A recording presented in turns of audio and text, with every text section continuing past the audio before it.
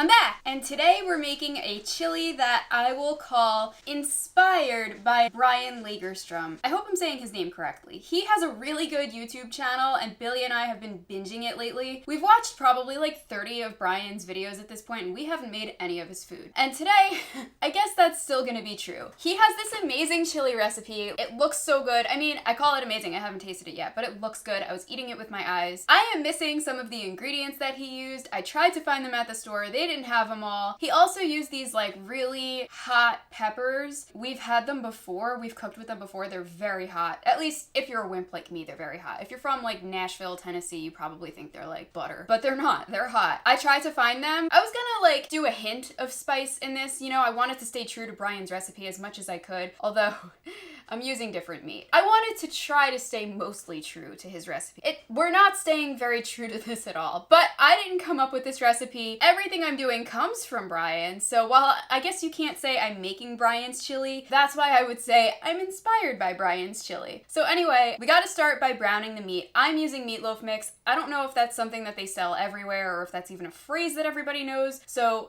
just in case you have no idea what I'm talking about, it's this pre-packaged mix that they sell with ground beef, ground veal, and ground pork. It's a third, you know, 1/3 beef, 1/3 veal, and 1/3 pork. No one seems to know what meatloaf mix is on the internet, so I feel like it's a regional thing. I'm gonna stop babbling now. We're gonna go brown the meat, and then we're gonna get through the rest of this recipe. Raw meat always smells weird to me. Whoop. So I'm just gonna break up this meat and I'm going to brown it. I have slightly less than 1.5 pounds. So I should have checked that before I started mixing my seasonings together. Brian's recipe is for 2 pounds of meat, which I respect. I thought this was a bigger package and I didn't read it like a fool. So I'm gonna have a lot of flavor in mine. Okay, you guys, the meat is basically cooked. I think there's like a tiny little bit of pink left. This is also gonna cook in the oven for like well over 2 hours. So I didn't realize that when I started as late as I did. It is 8:30 on a Tuesday, so go me. That's okay though. I can eat something else tonight and this will be delicious tomorrow. And we're gonna move on and start cooking our peppers and our onion. I will mention also, he calls for poblanos in here and I intended to use those and I was looking for them at the store and it said poblano and there were little peppers there, but I've bought poblanos before so I knew those are jalapenos. You guys are full of it. So that sucked, but whatever, we're leaving it out. So this is like thrown together chili. I will have Brian's original video linked in the description. Please watch the rest of this video before you go watch that, or maybe you've seen it already. But anyway, on with the recipe. All right, so I'm gonna turn on my flame. I think I'm gonna go with like a medium-high heat. We're gonna do a splash of olive oil again, because that's all we have. I don't use canola oil. And Brian used poblano and onion. I know I went on about that before, how I don't have poblano. I did have some bell peppers that were starting to turn like bad. So we've got like about 1/3 of a red bell pepper and I would say 3/4 of an orange bell pepper. So I know that doesn't bring any heat, but I like peppers in chili and we're avoiding some food waste, so that's always nice. This is gonna be in the oven for 2 hours, so it probably doesn't need to be fully soft and translucent and all that. So he said 1 to 2 minutes. It's been about that. We're gonna move on to the next step. So we're going to add in garlic and then our seasoning mixture. Now, fresh garlic is probably spectacular, but you guys, if you've cooked with me before, you know I use the stuff out of the jar because it's easier and I'm lazy. All right, he said 4 to 5 cloves. I don't know, maybe that's not enough. There. Okay, so I'm gonna stir this around and explain to you what I've been doing. So for this next step, he wants us to add chili flake. I'm actually leaving out the chili flake because that's definitely gonna disagree with Billy's stomach if he does decide to try any of this. So we're leaving the chili flakes out. Everything else he approved of in the ingredient list, so don't yell at me because there is some hot sauce. Anyway, if you were making this exactly how Brian did, you would use chili flakes, but we're skipping that. So we're gonna do chili powder, paprika, cumin, and cocoa powder. You guys, I just realized this pan is not big enough, so I'm gonna have to transfer this into something else. This is a lot easier and we don't have to worry about running out of space. Comment below if you want to see Brian do a reaction video to my video. I would love to see what he's thinking about the way I'm butchering his instructions right now. Let's mix that all together, put the flame back on, and now for the spice mixture. So, like I mentioned, I mixed all of my spices and I even labeled it. I'm gonna give this a quick stir to try to like evenly distribute the spices even before I get them on the food. There's gonna be some like liquid in here, so I guess it's all gonna melt together in a happy little chili anyway, but I try to do what I can to make sure there's not like random bites of food that taste like just one ingredient. So let's stir that. Ooh, that smells good. Oh my god, that color is so satisfying. All right, Brian, what is next? Stir to combine and let bloom for about 2 minutes. All right. All right, next he says to deglaze with a splash of beef stock, so I made 1/4 cup.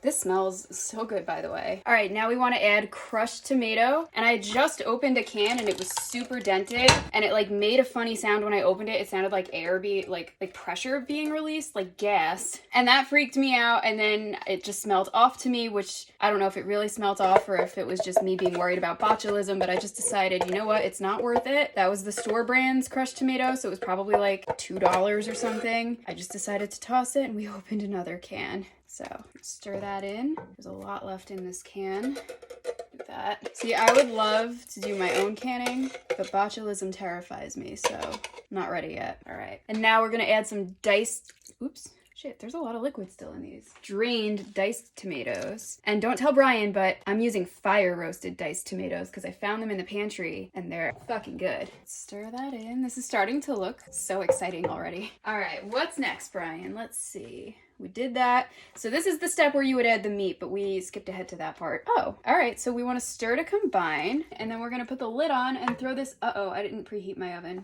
Should do that now. Okay, so we're going to set the oven to 275, and then this is going to cook in there with the lid on. So I got to move my oven rack. I'll preheat the oven, throw this in there, and I'll tell you guys what we're doing after it's had 90 minutes to cook. So see you later. Okay, guys, this is the longest Tuesday of my life. I just took this out of the oven. It smells incredible. I'm so hungry, but we're not done yet, guys. We have some ingredients we still have to add. Then we're gonna stir it all up and throw it in the oven for another 45 minutes. And guys, in case you were wondering, it's like 10:30 at night. So don't make my mistake. Don't start this late in the night and don't do it on a weeknight. We want 2.5 tablespoons of brown sugar. I'm using light brown sugar, which is probably not as good as dark brown sugar, but my dark brown sugar is really hard and clumpy. So next we want 1.5 tablespoons of hot sauce. I am using Chipotle flavored, I guess you'd call it, Cholula hot sauce. Next up, we want 1.5 tablespoons of this stuff. I call it W sauce because I can't pronounce it.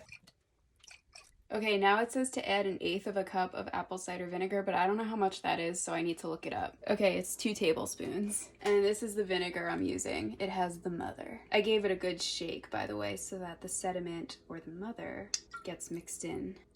Next, we want 2.5 teaspoons of salt. I'm using this one. Iodine is good for you. Oh shit, big clumps.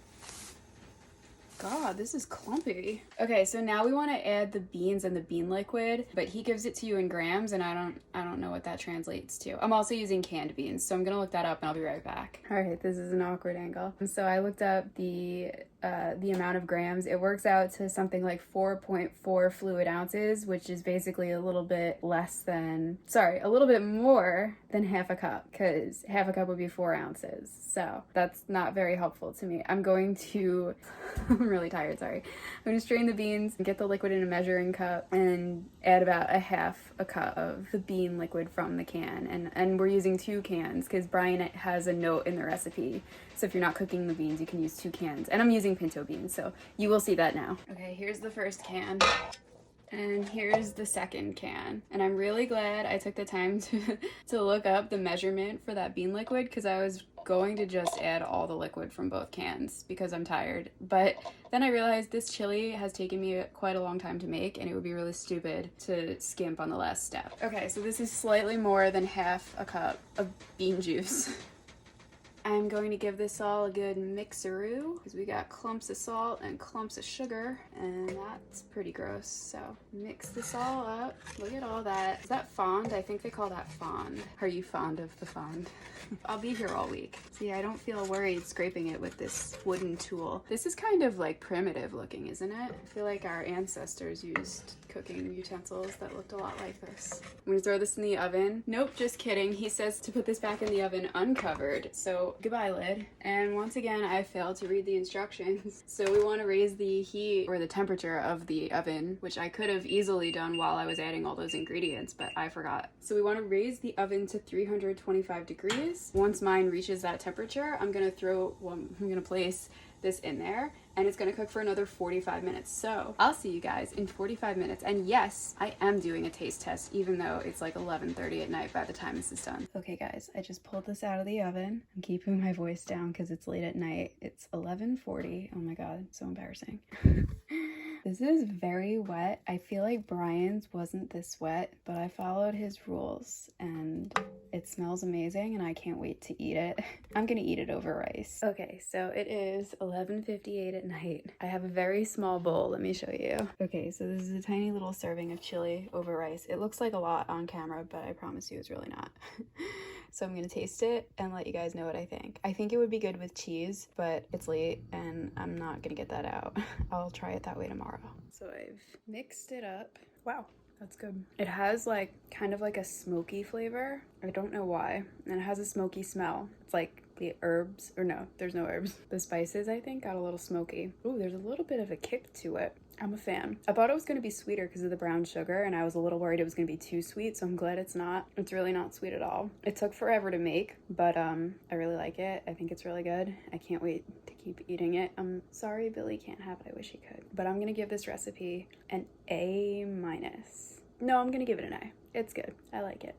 So, thank you for watching. If you enjoyed, give me a thumbs up. If you're not already, then please subscribe, and you should turn on notifications if you want to see my videos as they get uploaded, because I don't have an upload schedule, so the notifications are very helpful. And maybe share this video. So I'll see you in the next one.